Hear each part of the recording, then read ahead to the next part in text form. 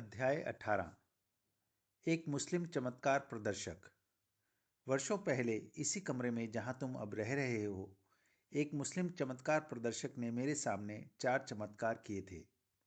श्री युक्तेश्वर जी ने मेरे नए निवास में पहली बार आने पर यह आश्चर्यजनक बात कही। सेरमपुर कॉलेज में प्रवेश के एकदम बाद मैंने पास के पंथी नामक छात्रावास में एक कमरा लिया था।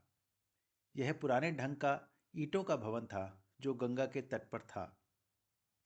गुरुजी, क्या संयोग है! क्या इन नई सजी हुई दीवारों से जुड़ी यादें सचमुच प्राचीन हैं? मैंने अपने सादगी से सजे हुए कमरे को नई रुचि से देखा। यह एक लंबी कहानी है, गुरुजी स्मरण करते हुए मुस्कुराए। फकीर का नाम अफजल खान था। एक हिंदू योगी से अचानक मिलने पर उसे अपनी असाधारण शक्तियां प्राप्त हुई थी। बेटा, मैं प्यासा हूं, मेरे लिए थोड़ा पानी ले आओ। एक दिन धूल भरे सन्यासी ने अफजल से यह विनती की, जब वह अपने प्रारंभिक लड़कपन में पूर्वी बंगाल के छोटे से गांव में था। गुरुजी, मैं एक मुसलमान हूं।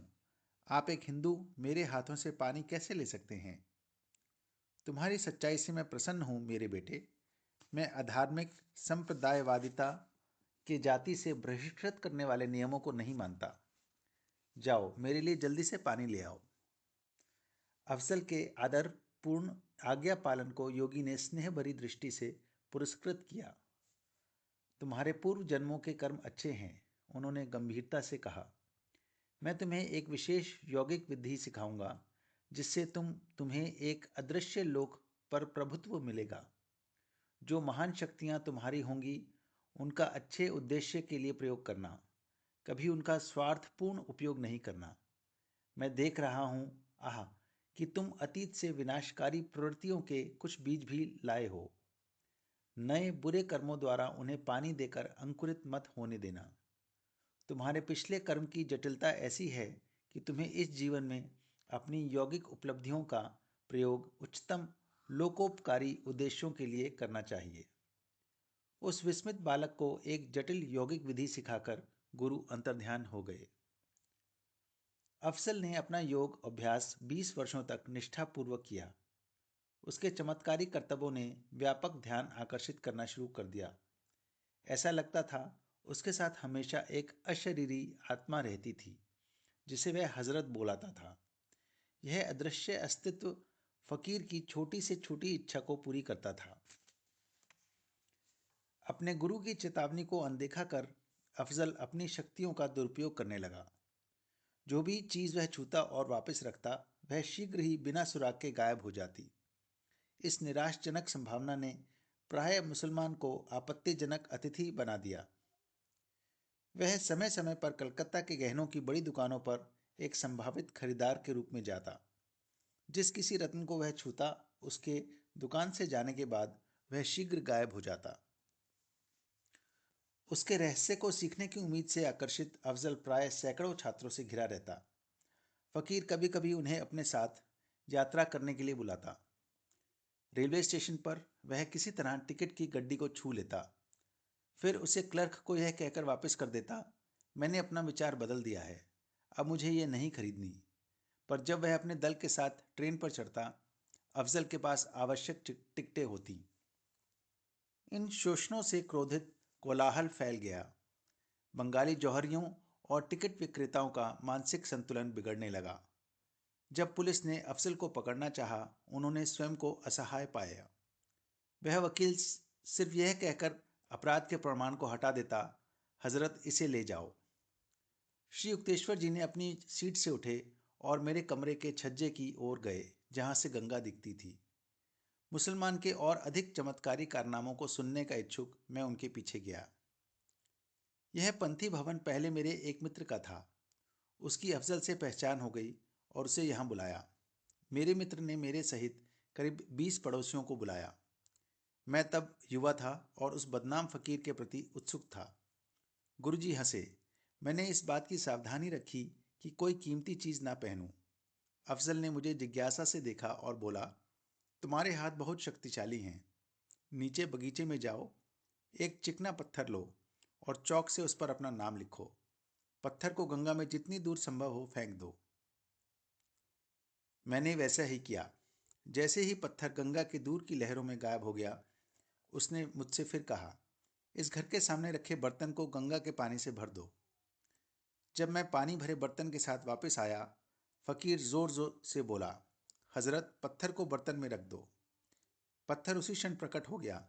मैंने उसे बर्तन में से निकाला और देखा कि मेरे हस्ताक्षर उसी प्रकार स्पष्ट थे जैसे मैंने किए थे। मेरे मित्रों में से एक मित्र बाबू ने उस समय सोने की प्राचीन घड़ी और भारी चेन पहनी हुई थी। फकीर ने उन्हें अचंभित अशुभ नजर से परखा।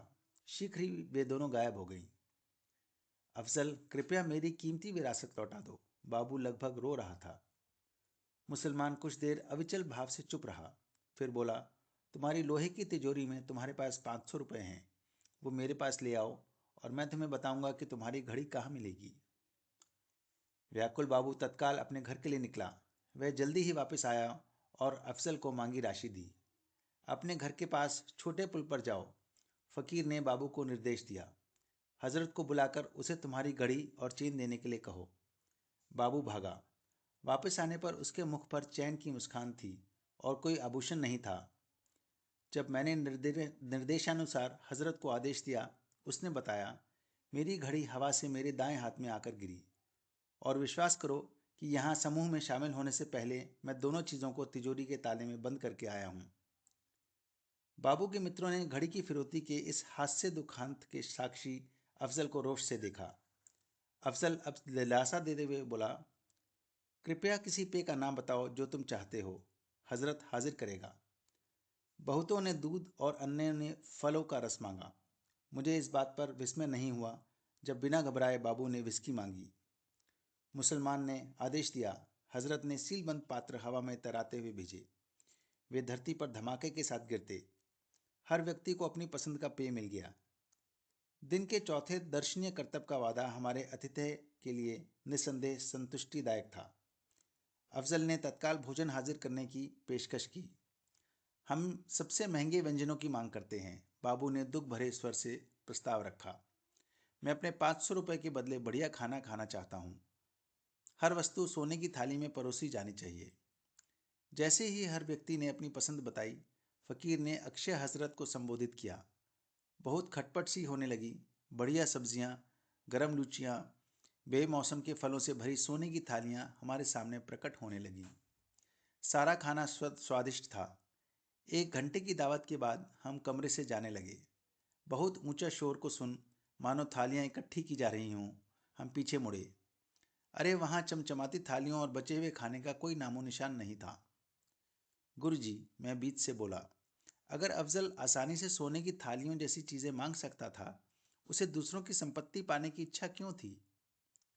फकीर आध्यात्मिक रूप से बहुत विकसित नहीं था, श्री युक्तेश्वर जी ने समझाया।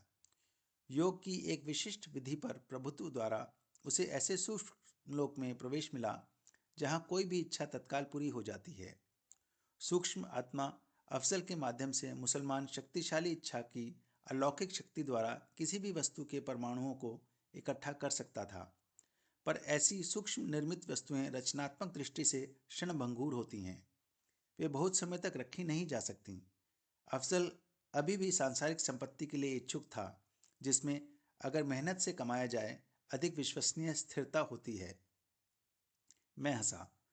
वह भी कभी कभी अकथनीय रूप से गायब हो जाती है। अफजल ईश्वर बोध प्राप्त व्यक्ति नहीं था, गुरुजी ने आगे कहा। स्थायी और लाभकारी प्रकृति के चमत्कारों को सच्चे संत ही कर सकते हैं, क्योंकि उन्होंने सर्वशक्तिमान रचनाकर के साथ अपना अनुकूलन किया होता है। अफजल मात्र एक सामान्य व्यक्ति था, जिसके पास उस अपूर्व सूक्ष्म जगत को भेदने की शक्ति थी जहां मनुष्यों को प्रायः मृत्यु के पहले प्रवेश नहीं मिलता। गुरुजी, अब मुझे समझ आया, बात की दुनिया की कुछ आकर्षक विशेषताएं हैं। गुरुजी सहमत थे। उस दिन के बाद मैंने अफजल को कभी नहीं देखा, पर कुछ वर्षों बाद बाबू मुझे समाचार पत्र में मुसलमान की सार्वजनिक पाप स्वीकृति का विवरण दिखाने मेरे घर आया। इससे मुझे वे तथ्य पता चले जो मैंने तुम्हें अभी तक एक हिंदू गुरु से दीक्षा के बारे में बताए हैं। श्री युक्तेश्वर जी की स्मृति के अनुसार उस प्रकाशित विवरण के बाद के भाग के सार इस प्रकार था। मैं अफजल खान इन शब्दों को प्रायश्चित के रूप में और उन लोगों के लिए चेतावनी के रूप में लिख रहा हूँ जो चमत्कारी शक्तियाँ प्राप्त करना चाहते हैं। वर्षों से मैं ईश्वर और अपने गुरु की कृपा से प्राप्त चमत्कारी शक्तियों का दुरुपयोग कर रहा था, यह सोचते हुए कि मैं नैतिकता के सामान्य नियमों से परे हूँ। मैं अहंकार से ग्रस्त हो गया था। मेरा कयामत का दिन आखिर आ गया। हाल ही में मैं कलकत्ता के बाहर सड़क पर एक वृद्ध से मिला। वह पीड़ा से लंगड़ा कर चल रहा था।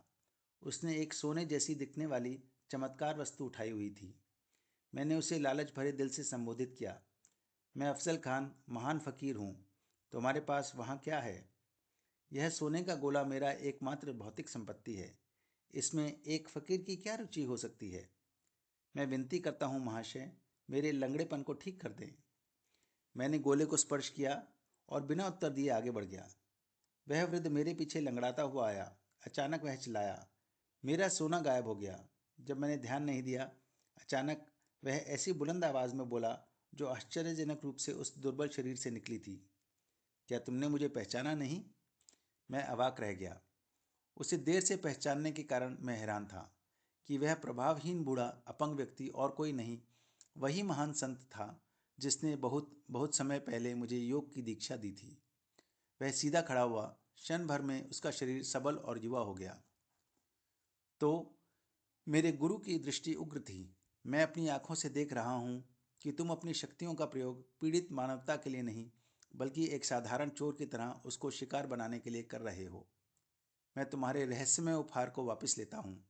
हजरत, अब तुमसे मुक्त हो। अब बंगाल में किसी को तुमसे दहशत नहीं होगी।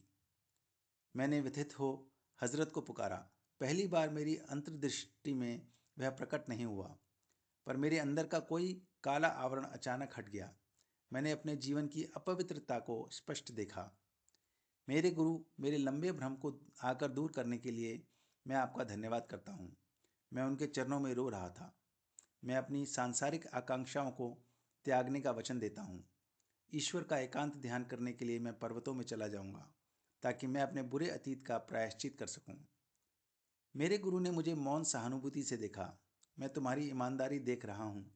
अंततः उन्होंने कहा, प्रारंभिक वर्षों के तुम्हारे कठोर आज्ञा पालन और अब के तुम्हारे पश्चाताप के कारण मैं तुम्हें एक वरदान देता हूँ। तुम्हारी अन्य शक्तियाँ अब जा चुकी हैं, पर जब भी खाने और कपड़े की आवश्यकता होगी, उनकी आपूर्ति के लिए तुम अब भी हजरत को सफलतापूर्वक बुला सकते हो। स्वयं को पर्वतों के एकांत में पूर्ण हृदय से दिव्य ज्ञान की प्राप्ति के लिए लगा दो। उसके बाद मेरे गुरु लुप्त हो गए। मैं अपने आंसुओं और चिंतन के साथ अकेला रह गया। अलविदा संसार। मैं ब्रह्मांडीय प्रियतम ईश्वर से क्षमा मांगने जा रहा हूँ।